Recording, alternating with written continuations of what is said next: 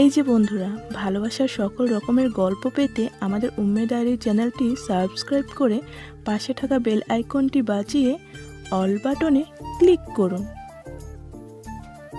ভাইয়া, আমার কাছে একটা আইডিয়া আছে। কি আইডিয়া জলদি বল। যদি আইডিয়াটা ভালো না হয় তাহলে থাপ্পড় দিয়ে তোর গাল লাল করে দেব। আমার মাথা কিন্তু অনেক খারাপ হয়ে গিয়েছে। জায়ানের কথায় নূর বিরক্ত হয়ে বলে, কথায় কথায় শুধু ধমকাও, এমন কেন তুমি? তুই বলবি? নূর মুখ ভেঙচি কেটে বলে, বলছি, তুমি ওদের বলো ভাবিকে এখানে আনতে। ভাবি যদি বলে আলিফা আপুরা যত টাকা চেয়েছে তাই দিতে, তাহলে তুমি দিয়ে দিবে। আর যদি না আনে তাহলে তুমি টাকা না দিয়েই ভিতরে প্রবেশ করবে। আমি শিওর ওরা ভাবিকে এখানে আনবে না, আর তোমার টাকাটাও দিতে হবে না। ইফতি ভাইয়ার আরাবি আপুর ঝগড়াও থেমে যাবে। জায়ান বাঁকা হাসি দিল, বলল, পুরো একদিনের জন্য আমার ক্যারেক্টার তোর। ইয়াহু! জায়ান এবার গলা খাকারি দিল। আলিফার উদ্দেশ্যে গম্ভীর গলায় বলে, আলিফা, আমার কথা শোনো। আলিফা ইফতির সাথে ঝগড়া থামিয়ে জায়ানের দিকে ধ্যান দিল। জায়ান আবারও বলল, আমি এক শর্তে টাকা দেব। আলিফা ভ্রুকুচকে বলল, কি শর্ত? জায়ান বাঁকা হাসলো, বলে উঠল, আরাবিকে এখানে নিয়ে এসো। ও যদি নিজে আমাকে তোমাদের দাবি করা টাকা দিতে বলে, আমি নির্দ্বিধায় টাকা দিয়ে দেব। আর যদি ওকে না আনতে পারো তাহলে 1 টাকাও আমি দেবো না।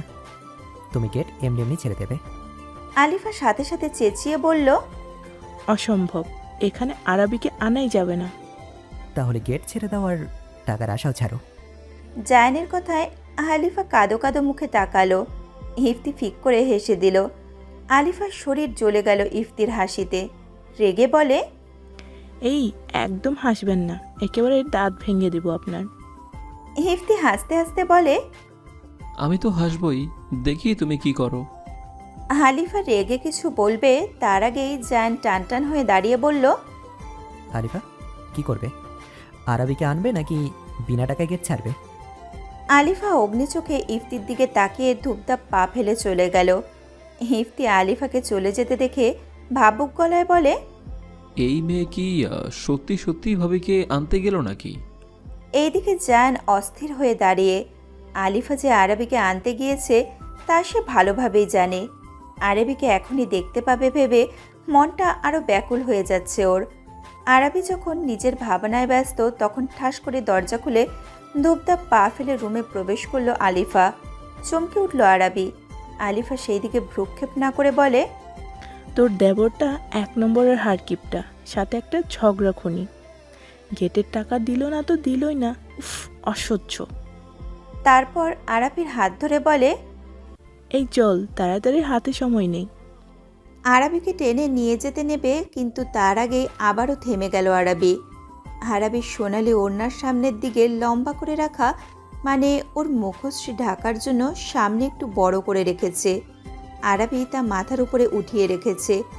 আলিফা এবার তা নামিয়ে দিয়ে আরবির মুখ ঢেকে দিল। তারপর বলে, জাইন ভাইয়া বলেছে তোকে সেখানে নিয়ে যেতে। তুই যদি বলিস আমাদের দাবিকৃত টাকা দিয়ে দিতে তবেই সে দিবে, আর তোকে না আনলে সে 1 টাকাও দিবে না। টাকা ছাড়াই তাকে ঢুকতে দিতে বলেছে। এখন তোকে আমি সেখানে নিয়ে যাচ্ছি, ভুলেও তুই ঘুমটা উঠাবি না। বিয়ে পড়ানোর আগে তোর মুখ জাইন ভাইয়া যেন না দেখে। তুই শুধু সেখানে গিয়ে আমাদের টাকা দেওয়ার কথা বলেই চলে আসবি সোজা এখানে, বুঝেছিস? আরবি এতক্ষণ হাঁ করে আলিফার সব কথা শুনছিল, পর মুহূর্তেই হেসে দিল। আলিফা বিরক্ত হয়ে বলে, হাসিস না তো, চল। আলিফা সেখানে নিয়ে যেতে লাগলো আরবিকে। আরবি মনে মনে হাসলো। সে তো জানে কোনো টাকা দেওয়ার কিছুই না। লোকটা তাকে দেখার জন্য এমন শর্ত দিয়েছে। তবে বিয়ের আগে তো ওকে জায়ান দেখতে পারবে না ভেবেই মুচকি হাসলো আরবি। এইদিকে আরবি লাল খয়েরি লেহেঙ্গা পরা, সোনালি ওড়না মাথায় জড়ানো আরবিকে আসতে দেখেই উৎসুক হয়ে দাঁড়িয়ে, কিন্তু ওর আশায় 1 গামলা পানি ঢেলে দিল আরবির ইয়া বড় ঘোমটা দিয়ে ওর পুরো মুখ ঢেকে রেখেছে। আলিফা তো আরও এক ধাপ ওপরে। সে আরবির সামনে 1 গাদা মানুষ দাঁড় করিয়ে দিল। এতে আগে যাও একটু দেখতে পাচ্ছিল, এখন তাও দেখতে পাচ্ছে না জায়ান। জায়ান বিরক্ত হয়ে গেল, অসহ্য কণ্ঠে বলে, এটা কি হলো আলিফা? আলিফা হেসে বলে, কি হলো দুলাভাই? এনেছি তো আরাবিকে। এই আরাবি, দুলাভাইকে টাকা দিতে বল। আরাবি তো ধ্যান মেরে তাকিয়ে জায়ানের দিকে। ওর হুঁশ জ্ঞান নেই, ঘোমটার আড়াল থেকেই জায়ানকে দেখছে। লোকটাকে অসম্ভব সুন্দর লাগছে। খয়েরি রঙের শেরবানির মাঝে সোনালি জারি সুতোর কাজ করা, মাথায় পাগড়ি পরে বরবেশে দাঁড়ানো জায়ানকে দেখে যেন আরবির হৃদয় থমকে গিয়েছে। আরবির মাঝে মধ্যে বিশ্বাস করতে কষ্ট হয় এমন একটা সুদর্শন পুরুষ নাকি আর একটু পরে ওর স্বামী হয়ে যাবে, ওর অর্ধাঙ্গ, ওর চিরজীবনের সাথী, ওর জীবন সঙ্গী। আলিফা আরবির নড়চড় না দেখে আরবিকে ধাক্কা দিল। এতে যেন হুঁশ ফিরল আরবির। আলিফা কড়মড় করে বলে, কি রে, কিছু বলছিস না কেন? আরবি যেন কথাই বলতে পারছে না। জায়ানকে দেখে যেন ওর বাকশক্তি লোপ পেয়েছে। আরবি বহু কষ্টে কাপা গলায় বলে, দিন না, ওরা যা চাইছে আজই তো এমন করবে, দিয়ে দিন। কথাটা বলতে দেরি আলিফা ইশারা করলো আরবির এক কাজিনকে। সে দ্রুত আরবিকে সেইখান থেকে নিয়ে গেল। ঘটনাটা দ্রুত ঘটল যে কেউই কিছুই বুঝলো না। আলিফা ইয়া বড় হাসি দিয়ে বলে, কি দুলাভাই, আপনার শর্ত আমি মেনেছি, এবার টাকা দিন। আর কি বা করার আছে, বরপক্ষকে হার মানতে হলো কনেপক্ষের কাছে। জায়ান গুনে গুনে পাক্কা নগদ 30,000 টাকা দিল আলিফার হাতে। আলিফা সুন্দরভাবে ক্যাচি দিল জায়ানের হাতে। জায়ান গম্ভীর মুখ নিয়ে ফিতা কেটে দিল।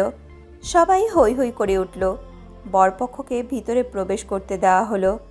ইফতি যেতে নিতেই আলিফা হাতের টাকা দিয়ে বাতাস করায় দেখিয়ে বলে, ঝগড়াখুনি? সরি, আপনি তো ছেলে ঝগড়াখুন্না হবেন। এতক্ষণ আমি ভুল বলছিলাম। যাক, ঝগড়াখুন্না হেরে গেল।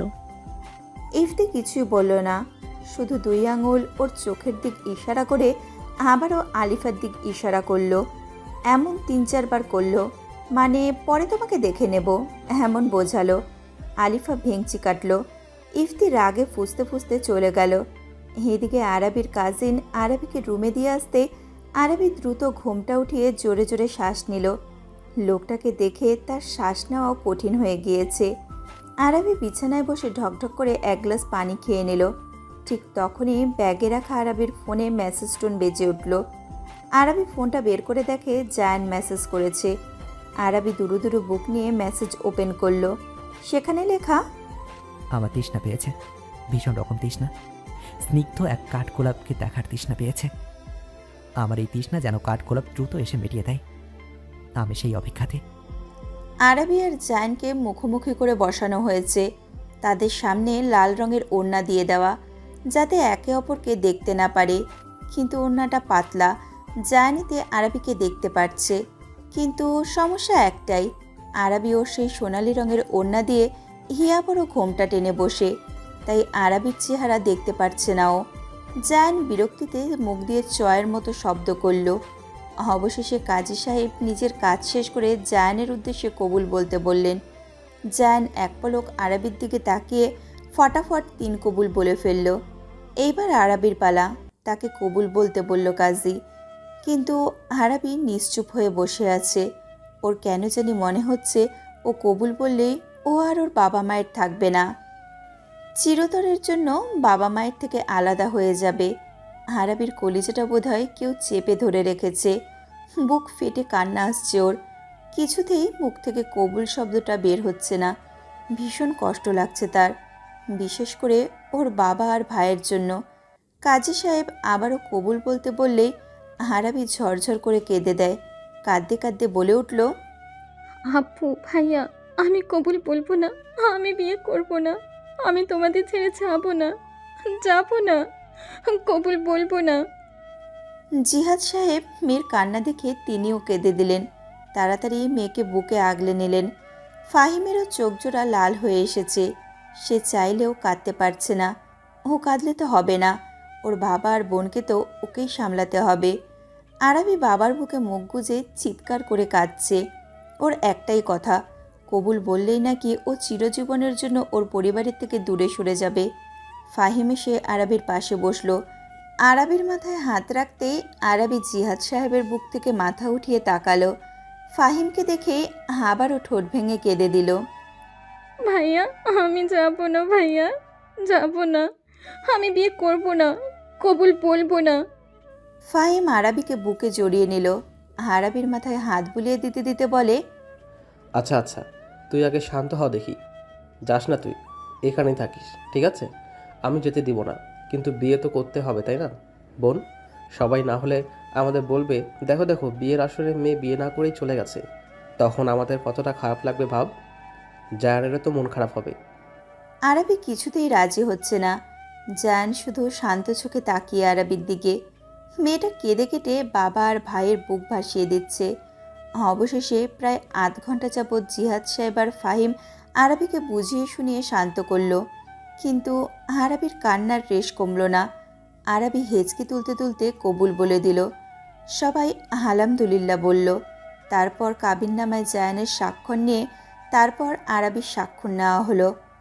আজ থেকে সারা জীবনের জন্য জায়ান আর আরাবি একে অপরের সাথে জুড়ে গেল। স্বামী স্ত্রীর মতো পবিত্র বন্ধনে বাঁধা পড়ল দুইজন। আজ থেকে তাদের চিরজীবনের জন্য একে অপরের হাত রেখে সকল বিপদ আপদের মোকাবেলায় এগিয়ে যাওয়ার পথ পাড়ি দেওয়া শুরু হলো। আজ থেকে তারা একে অপরের পরিপূরক। অবশেষে সকল নিয়ম রীতি শেষ করে বিদায়ের ঘণ্টা বেজে গেল। আরাবি ওর বাবা আর ভাইকে খামচে ধরে আছে। সে কিছুতেই রাজি হচ্ছে না যাওয়ার জন্য। কান্না করতে করতে একটা কথাই বলছে, আমি যাব না, যাব না আমি। ভাইয়া, আপু, তোমরা তো বললে আমায় যেতে দেবে না, তাহলে এমন কেন করছো? যাব না আমি। জিহাদ সাহেবও কাঁদছেন।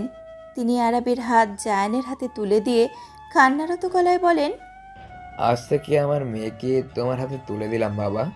আমার মেয়ের খেয়াল রেখো, কখনো ওকে কষ্ট দিও না, সহ্য করতে পারবো না। জায়ান আরাবির হাতটা শক্ত করে ধরল, দৃঢ় কণ্ঠে বলল, এই যে ধরলাম, আর ছাড়ছি না। সারা জীবন ওকে আঁকড়ে রাখবো, কথা দিচ্ছি আব্বু। জিহাদ সাহেব কান্নায় পুরোপুরি ভেঙে পড়লেন। নিহান সাহেব বলেন, জিয়াদ সাহেব কাঁদবেন না, ইনশাল্লাহ আপনার মেয়েকে আমি আমার মেয়ে করেই রাখবো। আর নূর যেভাবে থাকে আরবি মাও সেভাবেই থাকবে, কাঁদবেন না। জিহাদ সাহেবকে লিপি বেগম ধরে রাখলেন। ফিহা চুপচাপ দাঁড়িয়ে। তার বেশ ভালোই লাগছে। আরাবিকে একটা মুসিবত মনে হয় ওর। ভালোই হবে ও বিদায় হলে, ভাবল ফিহা। এইদিকে আরাবি জায়ানের হাত থেকে নিজেকে ছাড়িয়ে নিয়ে ফাহিমের কাছে গিয়ে ওকে চাপটে ধরে, শক্ত করে ধরে রেখেছে। আদরের বোনকে এইভাবে কাঁদতে দেখে নিজেকে আর শক্ত রাখতে পারল না ফাহিম। ওর চোখ দিয়েও গড়িয়ে পড়ল একরাশ কষ্টের অশ্রু। আরাবি বলছে, ভাইয়া, আমি যাব না, তোমরা আমাকে পাঠিয়ে দিও না ভাইয়া, আমি থাকতে পারবো না ভাইয়া, এমন করো না আমার সাথে। ফাহিম আরাবিকে বুকে নিয়ে আগাচ্ছে। ও আরাবিকে পিঠে হাত বুলিয়ে দিয়ে বলছে, আজ একটু যা আরাবি, এই তো কালই আমরা আসছি, তোকে কালই নিয়ে যাব। ভাব, তুই বেড়াতে যাচ্ছিস, একটা রাতি তো। না, যাব না, যাব না আমি। ফাহিম ইশারা করলো জায়ানকে। জায়ান ইশারা বুঝতে পেরে আরাবিকে টেনে ফাহিমের থেকে সরিয়ে আনলো। আরাবিকে কোলে তুলে নিল এক ঝটকায়। আরাবি ওর হুঁশে নেই। সে এক কথাই বলছে ও যাবে না। জায়ান কোলে নেওয়ায় জায়ানকে খামচি, কিল, ঘুষি সব দিচ্ছে। একসময় আরাবি ক্লান্ত হয়ে নেতিয়ে পড়ল জায়ানের বুকে। তবুও ওর চোখ থেকে অনর্গল অশ্রু গড়িয়ে পড়ছে। ফাহিমের কষ্টে বুক ফেটে যাচ্ছে। জায়ান ফাহিমকে আশ্বাস বানিয়ে দিল, কান্না করো না, ইনশাল্লাহ তোমার বোনকে রানী বানিয়ে রাখবো, কোনো কষ্ট তাকে ছুতেও দেব না। ফাহিম মাথা দোলাতেই জায়ান আরাবিকে নিয়ে গাড়িতে উঠে বসল। নূর এইবার এসে ফাহিমের সামনে দাঁড়ালো। নূরও কাঁদছে এটা ভেবে। এইভাবে তো ওকেও একদিন চলে যেতে হবে ওর পরিবারকে ছেড়ে। তাই আরাবিকে দেখে নিজেও আর কান্না থামাতে পারেনি। নূর কান্নারত স্বরে ফাহিমকে বলল, আপনি কাঁদবেন না, আমি ভাবির খেয়াল রাখবো, কোনো চিন্তা নেই। ভাবির যখন মন চাইবে ভাবিকে এখানে নিয়ে আসবো। ভাইয়া নিয়ে না আসলেও আমি নিয়ে আসবো। আর আপনার যখন মন চাইবে আপনিও আমাদের বাড়ি এসে যাবেন। কাঁদবেন না, আপনি কাঁদলে আঙ্কেলকে কে সামলাবে? নূর চলে গেল। ফাহিম অবাক হয়ে তাকিয়ে রইল নূরের যাওয়ার পানে। মেয়েটা কি সুন্দরভাবে তাকে বুঝিয়ে দিয়ে গেল। একটু আগেও না কিভাবে বাচ্চাদের মতো লাফালাফি করছিল, আর এখন কেঁদে কেটে অস্থির। জায়ানদের গাড়ি চলতে শুরু করলো। ফাহিম এক দৃষ্টিতে তাকিয়ে রইল সেই দিকে। মনে প্রাণে দোয়া করলো যাতে তার বোনটা সুখে থাকে আজীবন। মাইক্রোবাস নিয়েছে জায়ানরা। ড্রাইভারের সাথে জায়ানের এক কাজিন বসেছে, তারপর বসেছে জায়ান আর আরাবি, তার পিছনে নূর আর ইফতি, আর তাদের আর একটা কাজিন। জায়ান আরাবিকে বুকে নিয়ে বসে আছে। অতিরিক্ত কান্নার কারণে মাথা ব্যথায় ছটফট করছে আরাবির, তাও ওর কান্না থামছে না। এখনও জায়ানের বুকে নিস্তেজ হয়ে আছে। জায়ান এইবার আরাবির গালে হাত রেখে উদ্বিগ্ন গলায় বলে, হয়েছে তো, আর কান্না করতে হবে না, কালকেই তো তোমাদের বাসাতে নিয়ে আসবো। আরাবি জায়ানের বুকের কাছটায় খামচে ধরল। জায়ান পকেট থেকে রুমাল বের করে আরাবির চোখের জলগুলো মুছে দিল, কিন্তু লাভ কি, আবারও গড়িয়ে পড়ছে তা আপন গতিতে। জায়ান দীর্ঘশ্বাস ফেলল। মেয়েটার চোখের এক ফোঁটা পানি তার কলিজায় ছুরির ন্যায় আঘাত করছে, কিন্তু কিছু করার নেই, এটাই প্রকৃতির নিয়ম। আদি যুগ থেকে এটাই হয়ে আসছে। জায়ান এবার হাতের সাহায্যে আরাবির চোখের পানি মুছে দিল। মাথাটা নিচু করে আরাবির কানের কাছে ফিসফিস করে বলল, কাঁদে না তো আর, তুমি যখন চাইবে আমি তখনই তোমাকে তোমার বাড়িতে নিয়ে আসবো। এত কান্না করলে অসুস্থ হয়ে পড়বে আরাবি, এইভাবে চোখের জলগুলো ফেলে আমার হৃদয়ের দহনটার বাড়ি দিও না। আরাবি জায়ানের বুকের কাছে যেই হাতটা দিয়ে খামচে ধরে রেখেছিল সেই হাতের ওপরে হাত রাখল জায়ান। একইভাবে আবার বলে, কাঠগোলাপের অশ্রুসিক্ত চোখ ছাড়া আমার হৃদয়ে পীড়া যে বাড়িয়ে দেয় তা কি সে জানে না? এইভাবে কাঁদলে তো বুকের ভেতরটা ছাঁচটা হয়ে যায়। কাঠগোলাপের চোখে অশ্রু না, তার ঠোঁটে মুক্তজোড়া অমায়িক হাসি যে বেশ সুন্দর লাগে। আরাবির কান্না থেমে গেল জায়ানের এত আবেগঘন কথা শুনে। বুকের ভেতরটায় শীতলতায় চেয়ে গেল, হৃদস্পন্দন বেড়ে গেল, মিয়ে গেল আরও জায়ানের বুকের মাঝে। জায়ান হাসল তা দেখে। তারপর আরাবির ঘোমটার উপরে চুমু খেয়ে বিড়বিড় করল, অবশেষে আমার অপেক্ষা শেষ হলো। তুমি আমার, শুধুই আমার, আমার কাঠগোলাপ, আমার বউ। ঝুমঝুম করে বাহিরে প্রচণ্ড পরিমাণে বৃষ্টি পড়ছে। বেশ ঠান্ডা ঠান্ডা পরিবেশ। কক্ষ জুড়ে শীতলতা বিরাজমান, কেননা বারান্দার পুরো দরজাটা খোলা। সেখান থেকেই ঝোড়ো হাওয়ার শীতল বাতাস এসে কক্ষটা হিমশীতল করে দিয়েছে। রুমের সাদা পর্দাগুলো বাতাসের দাপটে উড়ে চলছে অবিরাম। পুরো কক্ষে ফুলের ঘ্রাণে মোমো করছে। হরেক রকম ফুল দিয়ে আজ সাজানো হয়েছে জায়ানের কক্ষ, সেই সাথে ফেয়ারি লাইটস লাগানো। ফুলে সজ্জিত বিছানায় বসে আছে আরাবি। একটু আগেই সকল নিয়ম রীতি শেষ করে তাকে রুমে দিয়ে গিয়েছে নূর আর তার কয়েকজন কাজিন। প্রচুর অস্থির লাগছে আরাবির। ভয়ে, লজ্জায় ও উত্তেজনায় শরীর কেঁপে কেঁপে উঠছে। ফুলে সজ্জিত কক্ষটার দিকে তাকালেই আরাবির বুক ধড়ফড় করে ওঠে। কীরকম যে এক অনুভূতি আরাবি নিজেই বুঝতে পারছে না। বাহির থেকে চেঁচামেচির আওয়াজ আসছে, তার মানে জায়ান এসে পড়েছে। বুকটা ধুকপুক করছে আরাবির। পরিহিত বিয়ের লেহেঙ্গাটা খামচে ধরল আরাবি। উত্তেজনায় বুক কাঁপছে। আচ্ছা, আয়নার সামনে গিয়ে কি নিজেকে একবার দেখে নেবে আরাবি? তখন কান্নাকাটির কারণে মেকআপ বেশি না অল্প একটু খারাপ হয়ে গিয়েছে। পরে অবশ্য নূর জায়ানের কক্ষে দিয়ে যাওয়ার আগে ওর মেকআপ ঠিক করে দিয়েছে, সুন্দরভাবে ওকে পরিপাটি করে দিয়েছে।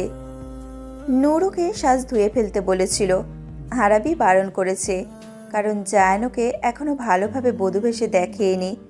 তাই তো এখনও এইভাবে সেজে আরাবি।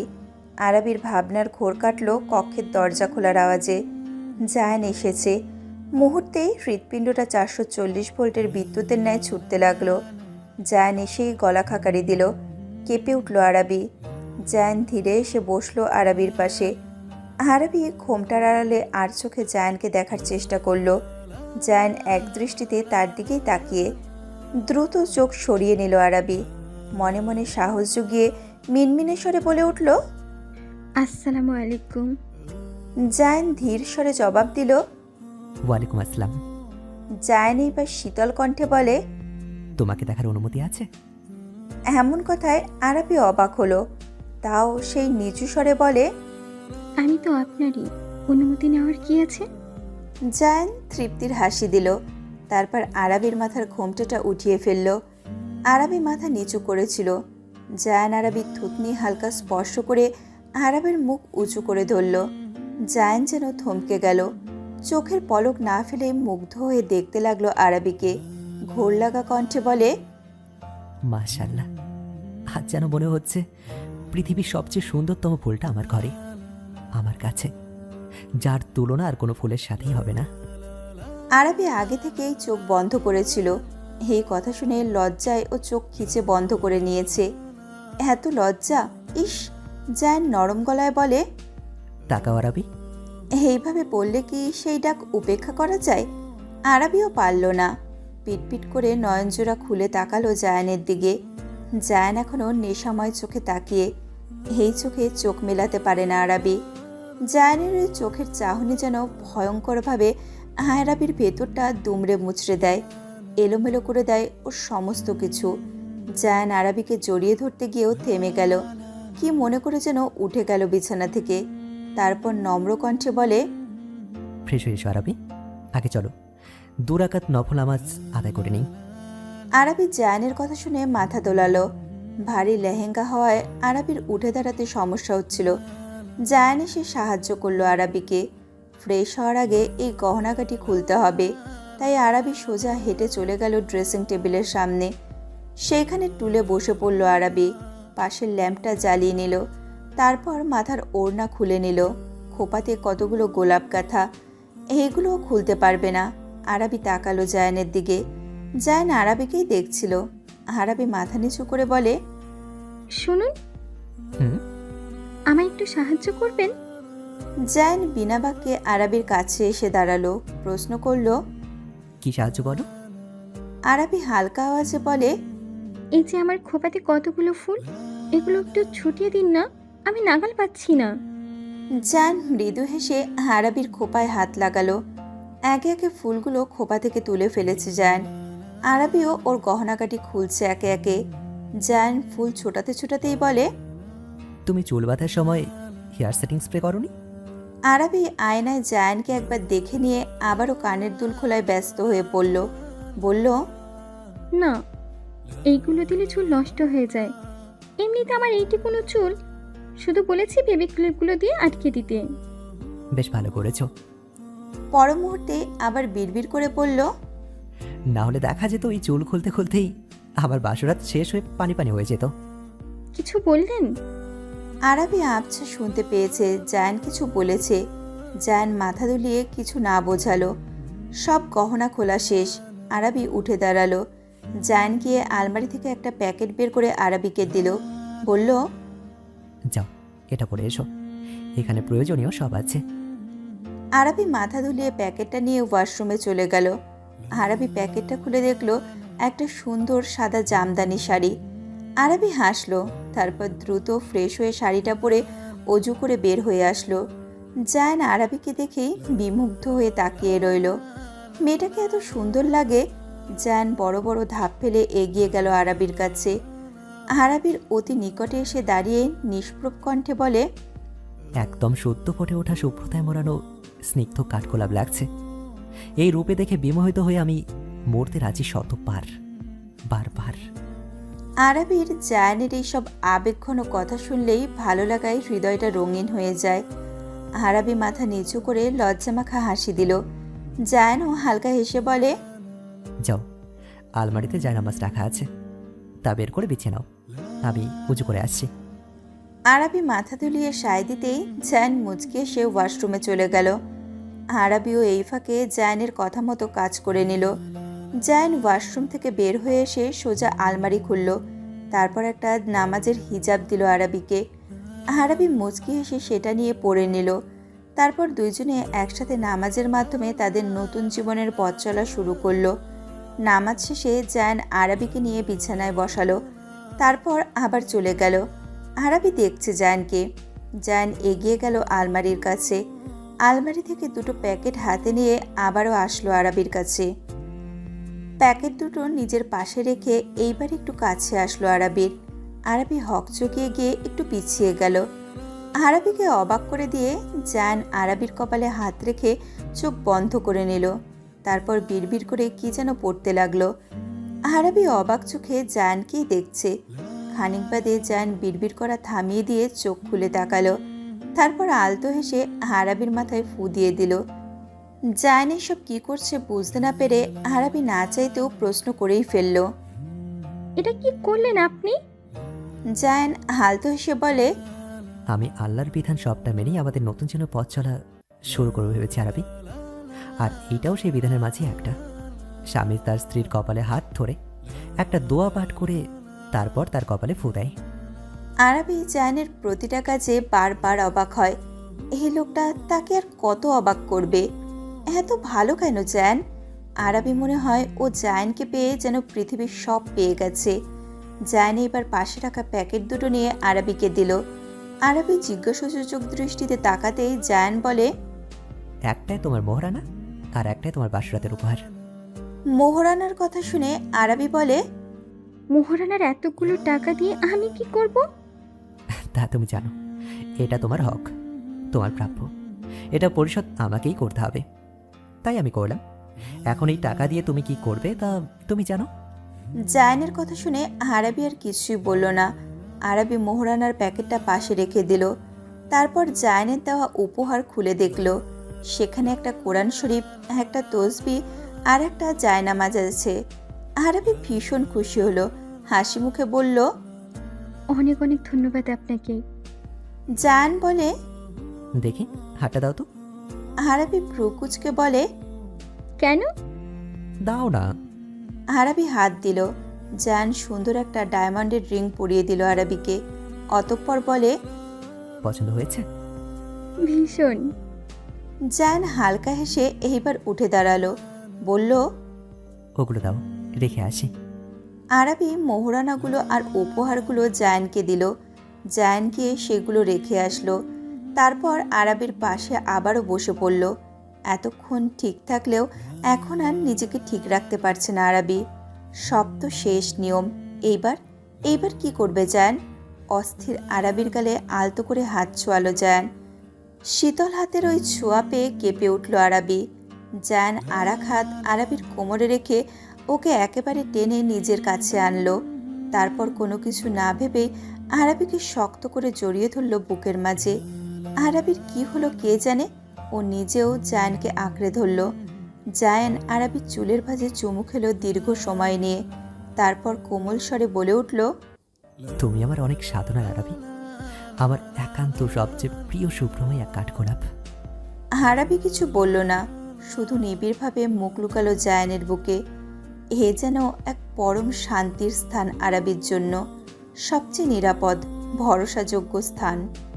তীব্র থেকে তীব্রতর হচ্ছে বাড়িধারা। বিদ্যুৎ চমকাচ্ছে ক্ষণে ক্ষণে। বাতাসের শীতলতা বেড়ে গিয়েছে বহুগুণ। ঘরের দরজা জানালা সব খোলা থাকায় হো হো করে সেই শীতল বাতাস কক্ষে প্রবেশ করছে। শীতল বাতাসের স্পর্শ পেয়ে আরবির ছোট্ট নরম দেহটা কেঁপে কেঁপে উঠছে। আরবি ঠান্ডায় আরও গুটিয়ে যেতে চাচ্ছে জায়ানের বুকের মাঝে। জায়ানের বক্ষের উষ্ণতায় নিজেকে জড়িয়ে নিয়ে ঠান্ডার হাত থেকে বাঁচার জন্য প্রয়াস চালাচ্ছে। জায়ান বুঝতে পেরে যেন আরও আষ্টে পিষ্টে চেপে ধরল আরবির নরম দেহটা। আরবি কাপা গলায় বলে, বারান্দার দরজা আর জানালাগুলো বন্ধ করতে হবে। জায়ান চোখ বন্ধ করে বলে, এভাবেই থাকুক। আমার শীত লাগছে। আরবির মিনমিনে কণ্ঠ শুনে জায়ান এইবার আরবিকে নিজের থেকে ছাড়িয়ে নিল। এইবার ঠান্ডায় যেন আরবির শরীর হিম হয়ে যাওয়ার উপক্রম। জায়ান আরবির শাড়ির আঁচল ভেদ করে হাত গলিয়ে দিল আরবির চিকন মসৃণ কোমরে। কেঁপে উঠে চোখ খিচে বন্ধ করে নিল আরবি।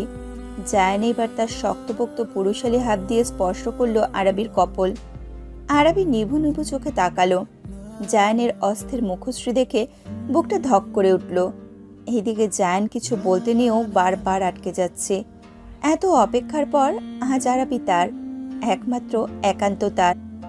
আরবিকে নিজের এতটা কাছাকাছি দেখে জায়ান নিজেকে সামলে রাখতে পারছে না। হৃৎপিণ্ডের তীব্র দহন যেন ঝলসে দিচ্ছে ওর সবকিছু।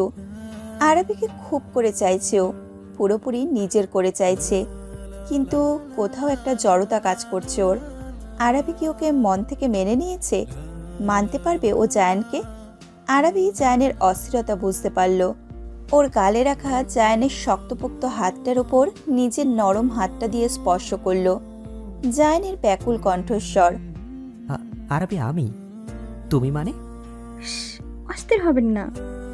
আরবির ধীর কণ্ঠে জায়ান জোরে জোরে শ্বাস নিতে লাগলো। নিজেকে সামলানোর প্রয়াস করতে লাগলো, কিন্তু প্রতিবার সে ব্যর্থ। আরাবির শরীরের প্রতিটা ভাঁজে ভাঁজে যেন তার নারীময়ী সৌন্দর্য যেন উপচে পড়ছে। কোনো পুরুষ কি তা দেখে আর নিজেকে নিয়ন্ত্রণ করতে পারে? পারে না। আবার যদি সে হয় তার স্ত্রী, তার অর্ধাঙ্গিনী, তার ভালোবাসার মানুষ, জায়ান নিজের বুকের এই দহনক্রিয়া কিভাবে থামাবে? ঠিক কিভাবে? আরাবি জায়ানের চোখে চোখ রাখল। লজ্জায় তার সারা শরীর কাঁপছে। তাও কেন যেন জায়ানের অস্থিরতা, এত ব্যাকুলতা ও উপেক্ষা করতে পারছে না। সে জানে জায়ান তাকে খুব করে চাইছে, তাও ওর জন্যই সে তীব্রভাবে নিজেকে নিয়ন্ত্রণ করছে। আরাবি জোরে জোরে শ্বাস নিয়ে ধীর আওয়াজে বলে উঠল, আমি আমি জানি আপনার এত অস্থিরতা কেন। আপনাকে এত কষ্ট করতে হবে না। আপনি আমার স্বামী, আমার উপর আপনার সম্পূর্ণ অধিকার আছে। আমি আপনাকে ভালোবাসি কিনা জানি না, তবে আপনাকে আমার ভালো লাগে। আপনার সব কিছু আমার ভালো লাগে। আপনাকে আমি বিশ্বাস করি, সবচেয়ে বেশি ভরসা করি। জায়ান আরাবির প্রতিটা কথায় যেন তীব্রভাবে অবাক হয়েছে। আরাবি যে এইভাবে ওকে এই কথাগুলো বলবে ভাবেনিও। জায়ান শুকনো ঢোক গিলল, কাপা স্বরে বলল, Arabi, are you sure? Arabi জোরে শ্বাস ফেলে জায়ানের গলা জড়িয়ে ধরে জায়ানের ঘাড়ে মুখ গুজে দিল। জায়ান চোখ বন্ধ করে নিল, দু হাতে চাপটে ধরল আরাবির কোমর। তারপর ধীরে আরাবিকে শুইয়ে দিল। আরাবি নিভু চোখে তাকিয়ে জায়ানের দিকে। জায়ান সকল ভালোবাসা দিয়ে চুমু খেলো আরাবির কপালে। তারপর মুখ উঠিয়ে এক ধ্যানে তাকিয়ে থাকলো, এক ধ্যানে আরাবির দিকে। তারপর হুট করে আরাবির সারা মুখ জুড়ে এলোপাথারি চুমু খেতে লাগলো। ভয়ঙ্করভাবে দুমড়ে মুচড়ে গেল আরাবি। বাহিরে বাড়ছে তীব্র ঝোড়ো হাওয়ার প্রকোপ, সেই সাথে বাড়ছে জায়ানের এলোমেলো অস্থির আচরণ। আরাবির ছোট্ট নরম দেহের প্রতি ভাঁজে জায়ানের তীব্র ভালোবাসার উষ্ণ স্পর্শ যেন ঝড় উঠিয়ে দিচ্ছে। আরাবির উদরে একের পর এক ঠোঁটের আবেশ দিয়ে জায়ান নিজের টি শার্ট একটানে খুলে ছুঁড়ে ফেলল। তারপর আবারও অস্থির হয়ে আরাবির কাছে এসে নিজের অধর দ্বারা আঁকড়ে ধরল আরাবির অধর। জায়ান নিজের সবটুকু ভালোবাসা ঢেলে দিল আরাবির কাছে।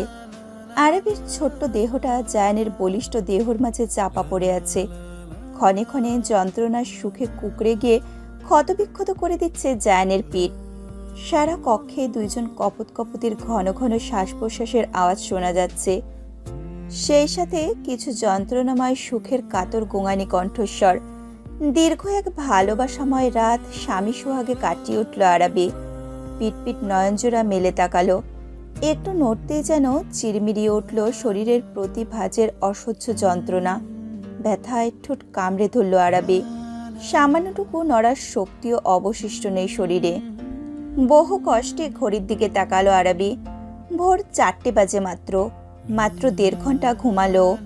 মুখটা ঘুরিয়ে আবারও তাকালো নিজের দিকে। চক্ষুশূল হয় জায়ানের ঘুমন্ত মুখশ্রী। আরাবির বক্ষগহ্বরের ঠিক মধ্যখানে নিশ্চিন্তে ঘুমিয়ে সে। এত এত যন্ত্রণা কষ্ট যেন এক মুহূর্তে কোথায় গায়েব হয়ে গেল। চোখে মুখে কাতরতা সরে গিয়ে বিরাজমান হলো এক রাস মুগ্ধতা। আরাবি মুগ্ধ হয়ে দেখতে থাকলো জায়ানকে। কে বলবে এই যে সে কাল রাত কি পাগলামি না করলো। তাদের মিলিত হওয়ার সময়টা জায়ান যে বিড়বিড় করে তাকে কতবার যে ভালোবাসি বলেছে তা হিসেব ছাড়া। যন্ত্রণায় যখন কাতরে উঠছিল আরাবি সেই কষ্টে নিজেও কষ্ট পেয়ে সরে যেতে চেয়েছিল বহুবার, তবে তা আরাবি দেয় না। জায়ানের মাঝে বিলীন করে দিয়েছিল নিজেকে সর্বস্ব সঁপে দিয়েছিল জায়ানের কাছে। রাতের কথাটুকু স্মরণ হতেই আরাবি লজ্জায় হাঁসফাঁস করে উঠল। ওরা তো নড়াচড়ায় ঘুমটা ছুটে আসলো জায়ানের। জায়ান ঘুমন্ত কণ্ঠে বলে ওঠে, নড়ে না তো বউ, ঘুমাই তো। কেঁপে উঠল আরাবি। কি ভয়ানক মাদকতা এই লোকটার ঘুমন্ত কণ্ঠে। বুকের ভেতরটায় ঝংকার তুলে দেয় এই কণ্ঠ। আরাবি জোরে শ্বাস ফেলল। তাকে উঠতে হবে, কিন্তু লোকটা যেভাবে হাত পা দিয়ে জাপটে ধরেছে তাকে ওঠার জো নেই। এদিকে জায়ানের ঘুমে ব্যাঘাত ঘটায় এইবার জায়ান পুরোপুরি সজাগ হয়ে গেল। সজাগ হতেই কাল রাতের ভালোবাসাময় প্রতিটা মুহূর্ত স্মরণ হতেই তৃপ্তিময় হাসি ফুটে উঠল জায়ানের ঠোঁটের কোণে। কাল তার আরাবি তার কাঠগোলাপকে আপন করে নিয়েছে ও। নিজের সবটুকু ভালোবাসা উজাড় করে দিয়েছে ও আরাবির মাঝে। বোঝাতে পেরেছে ঠিক কতটা ব্যাকুল ও আরাবির জন্যে। জায়ান হাসি হাসি মুখে মুখ উঠিয়ে তাকালো আরাবির দিকে। জায়ান একটু নড়ে উঠতে আরাবির যেন ব্যথায় দম বন্ধ হয়ে যাওয়ার উপক্রম। কাতরে উঠল আরাবি, ঘাবড়ে গেল জায়ান, দ্রুত উঠে বসলো। আরাবি না চাইতেও চোখের জল ছেড়ে দিল। জায়ানের শক্তপোক্ত দেহটা ওর দেহের ওপরে নড়ে উঠতে ব্যথা বেদনাগুলো যেন কিরমিরিয়ে উঠেছে। জায়ানের দৃষ্টি ঘুরিয়ে আরাবির নরম দেহের ওপরে ঘুরপাক খেল। আরাবির শরীরে স্পষ্ট দৃশ্যমান হয়ে ফুটে আছে কালকে জায়ানের দেওয়া প্রতিটা ভালোবাসার চিহ্ন। দীর্ঘশ্বাস ফেলল জায়ান। আরাবির কষ্টে বুক ভার হয়ে আসলো জায়ানের। তীব্র অনুশোচনা জেগে উঠল মনে। কাল এমনটা না হলেও পারত। নিজেকে কষ্ট করে হলেও নিয়ন্ত্রণ করা দরকার ছিল ওর। তারপর আবার ভাবল, আজ হোক বা কাল, একসময় না একসময় এমন মুহূর্তটা আসতই ওদের মাঝে। ঠিক তখনও এমন কষ্টের মুখোমুখি হতো আরাবি। এইটাই যে হবারই। জায়ান আরাবির গালে নরমভাবে স্পর্শ করে কাতর গলায় বলে, আই এম সরি কাঠগোলাপ। এই একটা ডাক, এই একটা ডাকেই যেন আরাবির সকল যন্ত্রণা উধাও হয়ে গেল। আরাবি ঠোঁটে হাসি টেনে নিয়ে বলে, সরি বলতে হবে না। জায়ান দীর্ঘশ্বাস ফেলে বিছানা থেকে উঠে দাঁড়ালো। তারপর আরাবিকেও পাজাকালো তুলে নিল। আরাবি লজ্জা পেল। লজ্জারাঙা মুখশ্রী লুকালো জায়ানের বুকের মাঝে। জায়ান আরাবির কানের কাছে মুখ নিয়ে ফিসফিস করে বলল, ধন্যবাদ আরাবি, সব কিছুর জন্য ধন্যবাদ। তোমাকে আমার জীবনে আসার জন্য, আমাকে ভালোবাসা শেখানোর জন্য অনেক ধন্যবাদ আমার কাঠগোলাপ। আরাবি এক হাত দিয়ে শক্ত করে ধরল জায়ানের গলা। জায়ান আরাবিকে নিয়ে ওয়াশরুমে চলে গেল। দুইজনে লম্বা গোসল নিয়ে ফ্রেশ হলো। জায়ানের বুকে গুটিসুটি মেরে শুয়ে আছে আরাবি। জায়ান নরম স্পর্শে ওর মাথায় হাত বুলিয়ে দিচ্ছে। আরাবি কি যেন আঁকিবুকি করছে জায়ানের বুকে। আর জায়ান, সে তো ব্যস্ত তার কাঠগোলাপকে দেখতে। অনেকক্ষণ চলে গেল। আরাবি ঘুমাচ্ছে না দেখে জায়ান জিজ্ঞেস করলো, ঘুমাচ্ছ না কেন? আরাবি ছোট্ট কণ্ঠে বলে, আসছে না তো। আরাবির কথায় জায়ান কিঞ্চিত হাসলো। তারপর কি যেন একটা ভেবে বলল, একটা গল্প শুনবে আরাবি? আরাবি এবার ডাগর ডাগর চোখে তাকালো জায়ানের দিকে। অবিশ্বাস্য কণ্ঠে বলে, গল্প বলবেন আপনি? হ্যাঁ। আচ্ছা, শুনবো, আপনি বলুন। জায়ান জোরে শ্বাস ফেলল। তারপর চোখ বুজে অনেক কিছু ভাবল।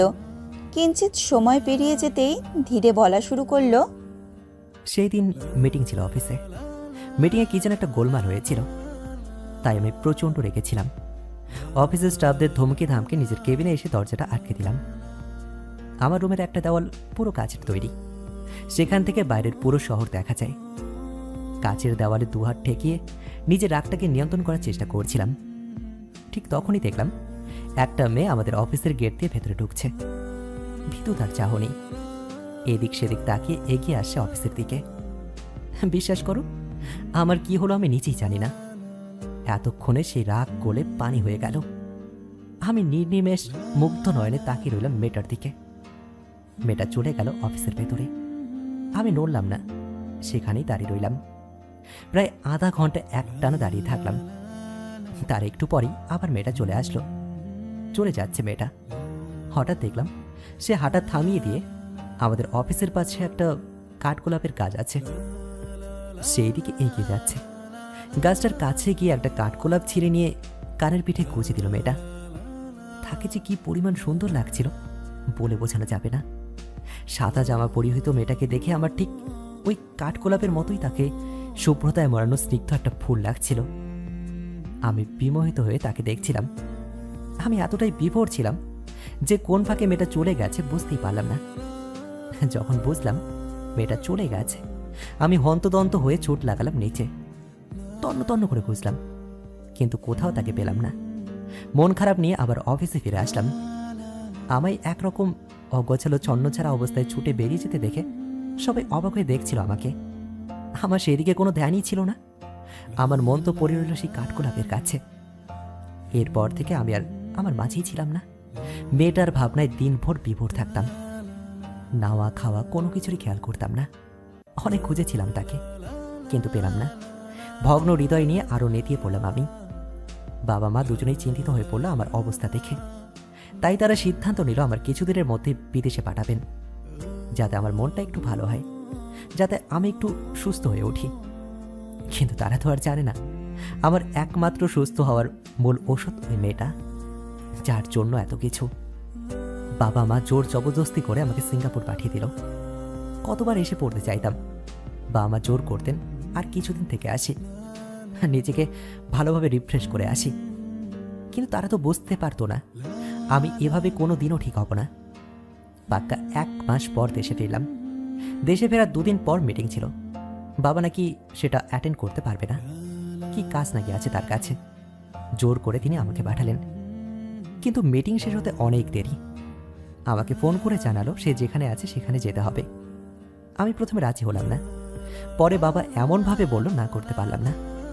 শত বিরক্ত নিয়েও চলে আসলাম সেখানে। এসে জানতে পারলাম বাবা আমার জন্য মেয়ে দেখতে এসেছেন। এটা শুনে তীব্র রাগে মনটা চাচ্ছিল সব ভেঙে গুড়িয়ে দিতে, কিন্তু পারলাম না। কাঠ হয়ে বসে রইলাম বাবার পাশে। কিন্তু কে জানতো আমার এত সব পাগলামি, এত সব অস্থিরতা সৃষ্টিকারী ব্যক্তিটি সেখানেই আছে। জানলে আরো কত আগেই সেখানে ছুটে আসতাম। যখন সে তার মিষ্টি কণ্ঠে সালাম জানালো, বিশ্বাস করো আমি আমার মাঝে ছিলামই না। আমি রিয়াকশন দিতে ভুলেই গেলাম। তার সাথে কথা বলার জন্য আমাকে ছাদে যেতে বলা হলো। কত কিছু বলবো মনে মনে সাজালাম, কিন্তু কিছুই বলতে পারলাম না। শাড়ি পরিহিত তাকে ঠিক কতটা সুন্দর লাগছিল আমি ভাষাতে তোমাকে ব্যক্ত করতে পারবো না। নিজের ব্যাকুলতা লুকাতে ফোন ঘাটাঘাটি করতে শুরু করলাম, তবে আমার সম্পূর্ণ মনোযোগ তার দিকেই। মেয়েটা বুঝলে তো সে ব্যস্ত লজ্জা পাওয়াতে, আর তার লজ্জা মিশ্রিত মুখশ্রী দেখে বারবার ছড়া হয়ে যাচ্ছিল আমার হৃদয়। ইপ্তি হঠাৎ এসে জানালো নিচে সবাই ডাকছে। আমি দ্রুত ছুটলাম, কারণ তার সামনে বেশিক্ষণ থাকলে আমি নিজের নিয়ন্ত্রণ হারিয়ে ফেলতাম। তাই তার আগেই চলে যেতে নিলাম। কিন্তু মেয়েটা পড়ে যেতে নিতেই তাকে শক্ত করে নিজের বাহুতে জড়িয়ে ধরলাম। ঠিক কতটা ভয় পেয়ে গেছিলাম আমি, আমার রাগও লাগছিল। মেয়েটা এতটা কেয়ারলেস কেন? সে না ধরতে কি হয়ে যেত কোনো ধারণা আছে? তাই রেগে বকে দিলাম মেয়েটাকে। ভয়ে মেয়েটা কেঁপে কেঁপে, তার কেঁপে কেঁপে ওঠা দেহটা দেখে শিহরণ বয়ে যাচ্ছিল আমার মনে প্রাণে। তাই দ্রুত চলে আসলাম। বিয়ে ঠিক হলো আমাদের। সেদিন খুশিতে বাবাকে জড়িয়ে ধরে বসে রইলাম অনেকক্ষণ। বন্ধুর মতো বাবাকে সবটা খুলে বললাম। সেও খুব খুশি হলো। একে একে প্রহর গুনতে লাগলাম তাকে সারা জীবনের জন্য নিজের করে পাওয়ার জন্য। এর মধ্যে তার সাথে নানান ছুতে কত যে দেখা সাক্ষাৎ হতো। একে একে গায়ে হলুদ, বিয়ে সব সম্পন্ন হলো। তাকে নিজের করে পেলাম আমি। আজ সে আমার স্ত্রী, আমার সহধর্মিণী, আমার কাঠগোলাপ, আমার সব সব সব সব। তাকে আজ আমি নির্দ্বিধায় বলতে পারি ভালোবাসি কাঠগোলাপ, যাকে আমি অনেক ভালোবাসি। সে আর কেউ না, সেটা তুমি আরাবি। তোমাকে আমি ভালোবাসি, সারাটা জীবন ভালোবেসে যাব। তুমি আমার কাছে কি তার ব্যাখ্যা আমি ভাষায় হয়তো প্রকাশই করতে পারবো না, কারণ তার সাথী তো আমার নেই। শুধু এইটুকু শুনে রাখো, আমার শেষ নিঃশ্বাস পর্যন্ত তোমাকে আমার মনের মধ্যিখানে খুব যত্ন করে রাখবো, খুব করে আঁকলে রাখবো। এর বিনিময়ে বেশি কিছু চাই না আমার। তোমার মনে খালি একটুখানি জায়গা দিও। বিশ্বাস করো, ভরসা করো, যেভাবে কাল রাতে করেছিলে। আমি কখনো তোমাকে নিরাশ করব না। এইটা চায়ান্স তাকুয়াদের ওয়াদা তোমার কাছে। আরবির চোখ জোড়া জলে টইটম্বুর। জায়ানের মুখ নিঃসৃত প্রতিটা কথা শুনে আরবি অবাক হয়েছে। লোকটা তাকে এত আগে থেকে ভালোবাসে কখনো ভাবতেই পারেনি আরবি। ওর ভাগ্যে যে এমন একজন ভালোবাসার মানুষ আল্লাহ দেবেন কখনো কল্পনাও করেনি ও। জায়ান হালকা হাসলো, হাত দিয়ে চোখের জলগুলো মুছে দিল। তারপর আরবির কপালে উষ্ণ স্পর্শ দিয়ে বলে, কাঁদে না তো, এখানে কাদের কি আছে? আরবি জায়ানের বুকে মুখ গুজে দিল। মিনমিনে স্বরে বলে, এত ভালোবাসেন কেন আপনি? জায়ান হালকা শব্দে হাসলো, বলল, ভালোবাসি কিভাবে, কি কারণে, কেন ভালোবাসি তা তো আমি নিজেও জানি না। তোমাকে কি বলবো? আরবির এমন একটা কথা শুনে জায়ান চাপা শ্বাস ফেলে বলে, তুমিও ভালোবাসবে আরবি, আমি জানি তুমিও ভালোবাসবে। তাই যেন হয়, আমি মনে প্রাণে দোয়া করি তাই যেন হয়। আরবি বিড়বিড় করতে করতে একসময় ঘুমিয়ে পড়ল। জায়ানও আরাবিকে জড়িয়ে ধরল, তারপর নিজেও ঘুমিয়ে পড়ল। জায়ান আরাবির বৌভাতের অনুষ্ঠান হচ্ছে। আরাবি সিলভার কালার গাউন পরা, জায়ানও ম্যাচিং করে সিলভার কালার শেরওয়ানি পরেছে। দুজনকেই ভীষণ সুন্দর লাগছে। এই যে জায়ান একটু পরপরেই তাকাচ্ছে আরাবির দিকে। এইটা নিয়ে ইফতি, নূর, আলিফা ওদের নিয়ে মজা করছে, আর আরাবি লজ্জায় নুয়ে পড়ছে। জায়ান আরাবিকে এইভাবে লজ্জা পেতে দেখে আরাবির কানে ফিসফিস করে বলে, এত লজ্জা কেন বাঁচবো? আমি তো এখনো কিছুই করিনি। আরাবি জায়ানের এহেন কথায় জায়ানের দিকে চোখ রাঙিয়ে তাকালো, বলল, আপনি চুপ থাকবেন আর চোখ অন্যদিকে সরান। জায়ান হেসে দিল, তারপর বলে, চুপ থাকতে পারি, কিন্তু চোখ তো সরাতে পারছি না। ভীষণ সুন্দর লাগছে তোমাকে। জায়ান এই নিয়ে আরাবিকে মনে হয় শতবার বলে ফেলেছে এ কথাটা, তাও লোকটা থামাথামি নেই। আরাবি আর কিছুই বলল না। সে জানে এই লোকটাকে থামানো তার পক্ষে সম্ভব না। আর ওপর ওপর যত মিথ্যে রাগ দেখাক, মনে মনে আরাবির অনেক ভালো লাগে জায়ানের মুখে নিজের প্রশংসা শুনতে। ফাহিম চুপচাপ দাঁড়িয়ে আছে এক জায়গায়, হাতে তার কোল্ড ড্রিঙ্কস। একসময় হুট করেই সামনে এসে দাঁড়ালো নূর। ফাহিম হকচকিয়ে গিয়েও নিজেকে সামলে নিল। নূর চওড়া হাসল, বিনিময়ে ফাহিমও হালকা হাসল। নূর ছটপটে কণ্ঠে বলে ওঠে, কেমন আছেন? আলহামদুলিল্লাহ, তুমি ভালো আছো? প্রশ্ন করল ফাহিম। নূর বলে, আমি সবসময়ই ভালো থাকি। বাহ, তাহলে তো বেশ ভালো। এখনো মন খারাপ? নূরের প্রশ্ন বুঝতে পারল না ফাহিম, বলল, মানে বুঝলাম না। মানে এখনো কি খারাপ লাগছে? কাল তো কাঁদছিলেন, দেখেন একদম মন খারাপ করবেন না। দেখেন ভাবি কি হাসি খুশি, আমি আমার কথা রেখেছি। বলেই মিষ্টি করে হাসল নূর। ফাহিম তাকিয়ে রইল। গোলাপি রঙের গাউন পরিহিত নূরকে সুন্দর লাগছে দেখতে।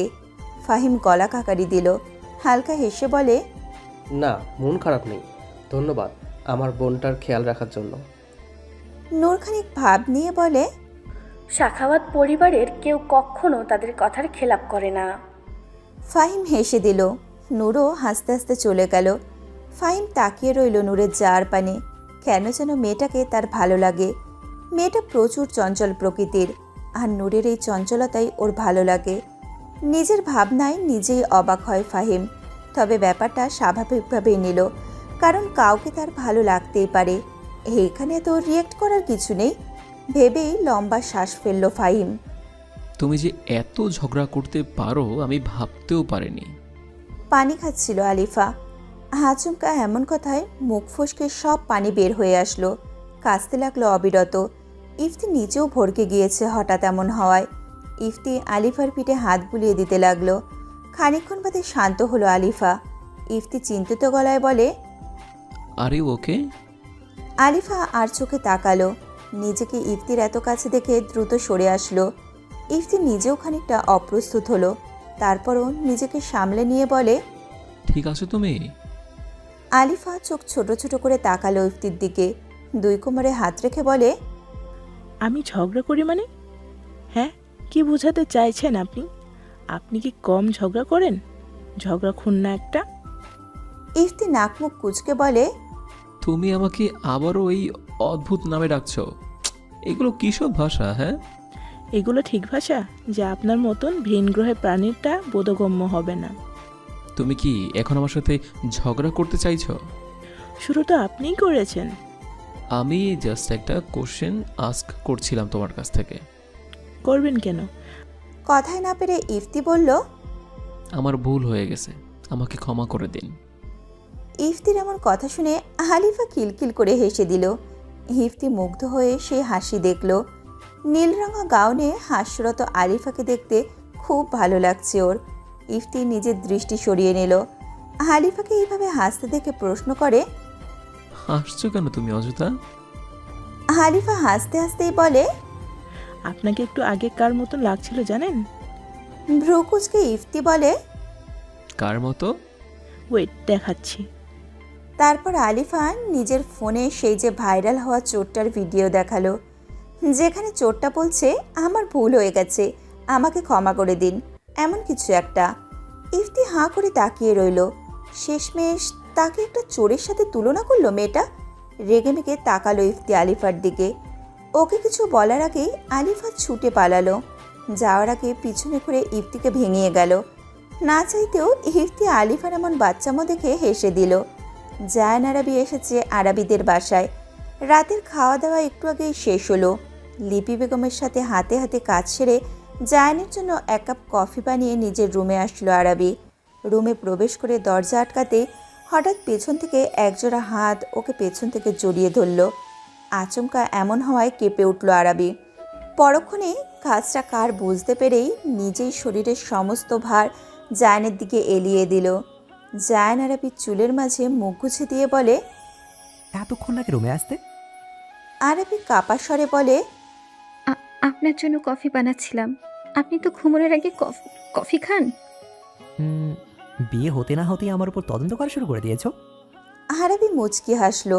তারপর জায়ানের একটা হাত ওর পেটের ওপর থেকে সরিয়েই সেই হাতে কফির মগ দিয়ে বলে, দেখি সরুন, কফি খান আপনি। আমার ফ্রেশ হতে হবে, শরীর ঘেমে আছে, বাজে অবস্থা। জায়ানের ধীর আওয়াজ। কিন্তু আমার তো সরতে ইচ্ছে করছে না, এভাবেই ভালো লাগছে। আরাবি লজ্জা পেয়ে দ্রুত জায়ানকে সরিয়ে দিল। আলমারি থেকে জামা কাপড় নিয়ে ওয়াশরুমে চলে গেল। ফ্রেশ হয়ে রুমে আসতেই দেখে জায়ান বিছানায় বসে এই দিকেই তাকিয়ে আছে। ও বের হতেই কিছু না বলে কম্বল গায়ে দিয়ে শুয়ে পড়ল। আরাবি ভাবলো তখন কি ওইভাবে সরিয়ে দেওয়ার লোকটা রাগ করেছে। আরাবি এসব ভাবতে ভাবতেই রুমের লাইট নিভিয়ে ড্রিম লাইটটা জ্বালিয়ে দিল। তারপর ধীর পায়ে হেঁটে বিছানার পাশে বসে পড়ল। অনেকক্ষণ বসেই রইল। জায়ানের কোনো হেলদোল না দেখতে পেয়ে ভাবলো লোকটা ক্লান্ত থাকায় বোধহয় ঘুমিয়ে পড়েছে। তাই নিজেও জায়ানের পাশে গা এলিয়ে দিল। কিন্তু ওর বিছানায় শুতে দেরি, জায়ানের ওকে আঁকড়ে ধরতে দেরি নেই। জায়ান আরাবিকে নিজের সাথে একদম আষ্টপৃষ্টে ধরেছে। আরাবি শ্বাস আটকে রইল।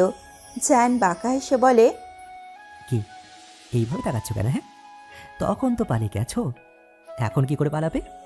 আরাবি কয়েক পলক জায়ানের দিকে এক দৃষ্টিতে চেয়ে থাকলো। ঘোর লেগে যাচ্ছে চোখ দুটোতে। এই লোকটার দিকে একবার তাকালে আরাবি যেন চোখ সরানো দায় ঠেকে যায়। আরাবি নিজেকে সামলে নিয়ে মুচকি হাসলো। তারপর হুট করেই মুখ গুজে দিল জায়ানের বুকের মাঝে। মিনমিনে গলায় বলল, পালাতে চাই কি? জায়ান সময় নিল বিষয়টা বুঝতে। তারপর হেসে দিয়ে আরাবিকে আরও জোরে চেপে ধরল। আরাবি সহ্য করতে না পেরে বলে, কি করছেন? এত জোরে কেউ ধরে? মরে যাবো তো। জায়ান আরাবিকে ছেড়ে দিল। তারপর আরাবিকে বালিশে শুয়ে দিয়ে নিজেও এবার আরাবির দিকে ঝুঁকে আসলো। আরাবি চোখ পিটপিট করে তাকালো। জায়ান হাত গলিয়ে দিল জামার ভেতর, স্পর্শ করলো আরাবির নরম উদর। কেঁপে উঠে আরাবি চোখ খিচে বন্ধ করে নিল। জায়ান চুমু খেলো আরাবির সেই বন্ধ হয়ে থাকা চক্ষুদয়ে। এরপর কপালে, গালে, চিবুকে। জায়ানের প্রতিটা উষ্ণ স্পর্শে নিজেকে ঠিক রাখা যেন কঠিন হয়ে পড়েছে আরাবির জন্যে।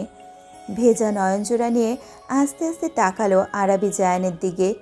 আরাবি জায়ানের দিকে তাকাতেই জায়ান হুট করেই মুখ গুজে দিল আরাবির গলদেশে।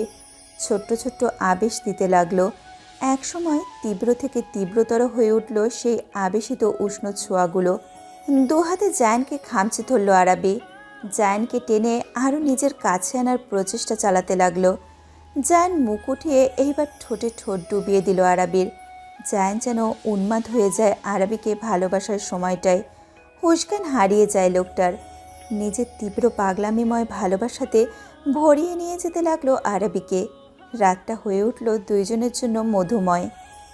লজ্জারাঙা মুখ নিয়ে দাঁড়িয়ে আরাবি, তোয়ালে দিয়ে চুল মুছছেও। আর ওর দিকে একধানে তাকিয়ে আছে জায়ান। জায়ানের সেই প্রখর চোখের দৃষ্টির মাঝে আবদ্ধ আরাবি যেন লজ্জাপতিলতার ন্যায় আরও নুয়ে পড়ছে। আরাবি চুল মোছা শেষ করতেই জায়ানের কণ্ঠস্বর, এদিকে আসো। কেন? হ্যাঁ, আসো না। বিরক্ত হয়ে বলল জায়ান। আরাবি শাড়ি সামলে নিয়ে এগিয়ে গেল জায়ানের কাছে। জায়ান হাই তুলে উঠে বসল। তারপর হাত ধরে পাশে বসালো আরাবিকে।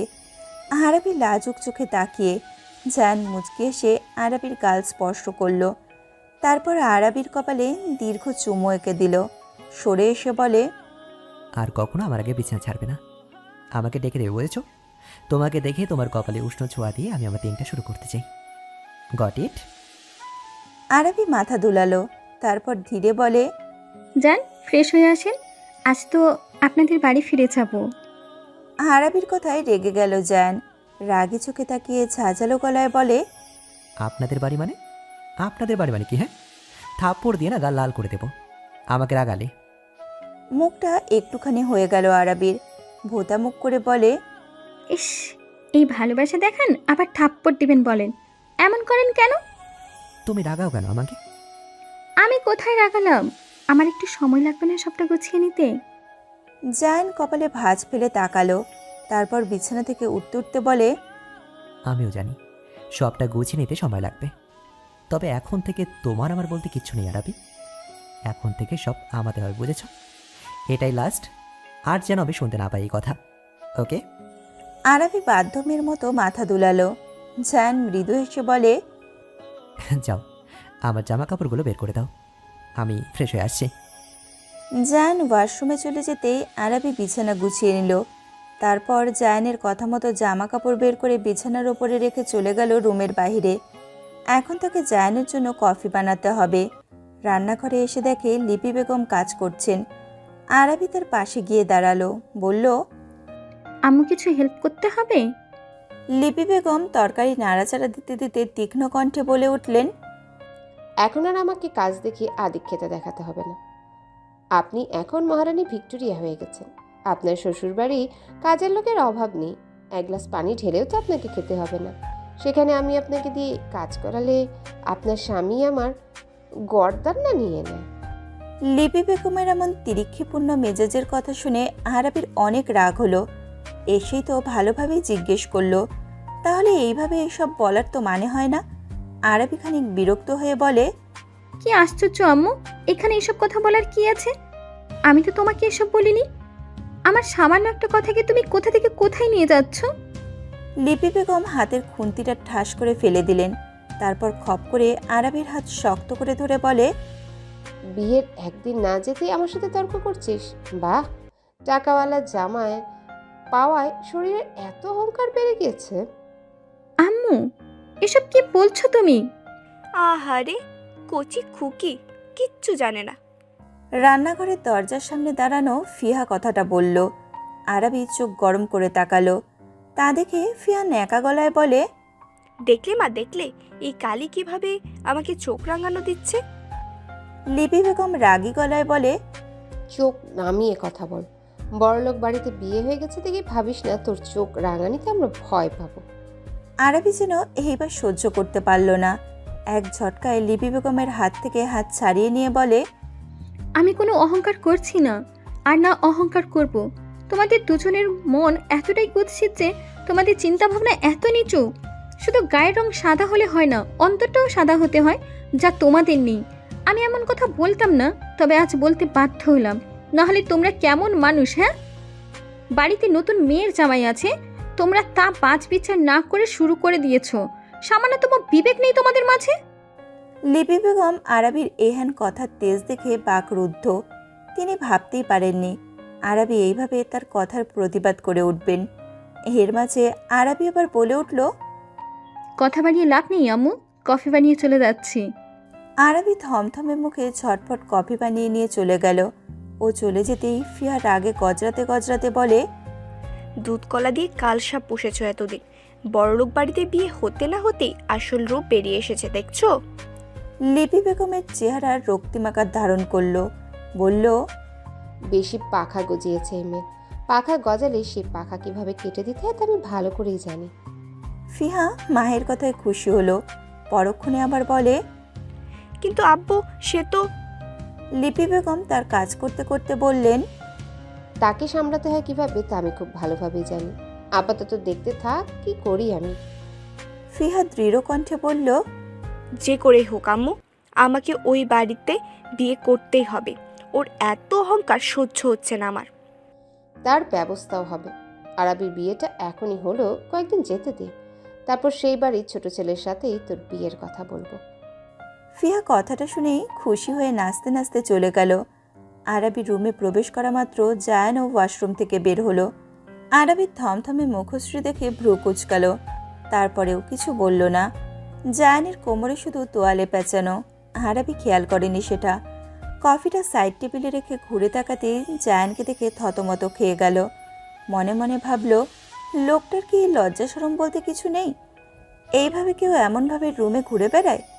জায়ানের উদম বুকের দিকে নজর যেতেই শ্বাস আটকে আসে আরাবির।